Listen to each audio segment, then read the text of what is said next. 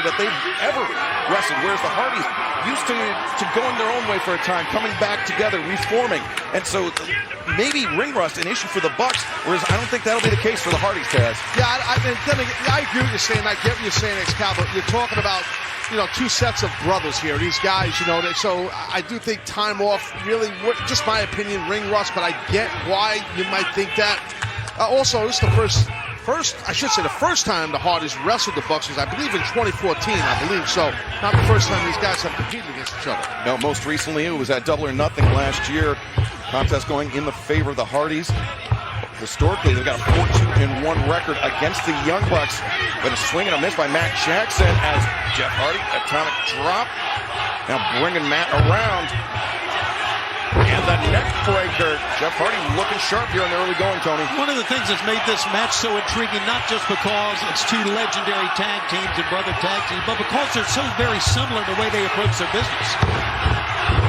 And in recent times, we've seen the Hardys adopt a work smarter, not harder kind of philosophy, a more efficient tag team philosophy as Nick Jackson gets planted on his brother Matt and sent packing by Matt Hardy. Yeah, Nick has always been the risk taker, the high flyer of the Young Bucks, and Jeff Hardy of the Hardys.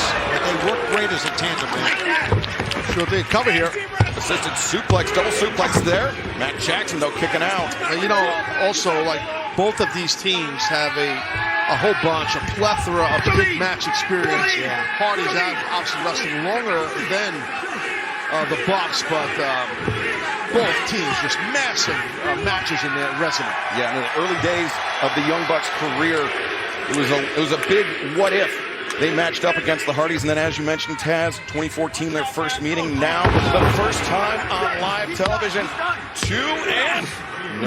Matt Jackson kicking out, and that was a late kick out. Speaking of live television, live Sunday, August 27th, on pay-per-view from Wembley Stadium. It is All in London. And we'll have more information on that as our broadcast continues here tonight as Jeff Hardy. Oh, he's got to have him here. Cover. And Nick Jackson coming in to break things up. You had to on that type cover, a double team cover like that. Nick had to make the save for Matt. It worked for sure. And Tony, you have to imagine that in the back of the Young Bucks' mind, that challenge from this past Saturday at Collision by FTR, the AEW World Tag Team Champions. Well, Dax and Cash were really fired up on Saturday about making that challenge, and you can better believe on the other side, the Young Bucks really fired up about wanting to get in the ring with FTR once again. Yeah, that announcement by FTR on Collision definitely rocked the wrestling world for sure. Shocked a lot of people. Oh, boy. Talk about shocking.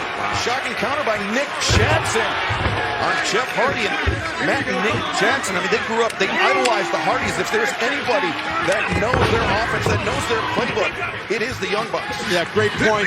And you can make the argument that the Hardys were the tag team of the 2000s, where the Young Bucks were the tag team of the 2010s, if I said that correctly. 2010s. You did, Taz. 2010 was a posture. Nick Jackson taking out both Matt and Jeff Hardy. That's strong with grammar. Never stopped any of us. Now the Bucks are risky business. Regaining the advantage just like that. Young Bucks so resilient, turning things around on the more experienced Hardys. The fans here behind them, too. The fans love the Hardys, too. So you got Hardy fans, you got Young Buck fans here. And look at this teamwork. Matt Jackson provided the screen. Nick coming over the top. The Elite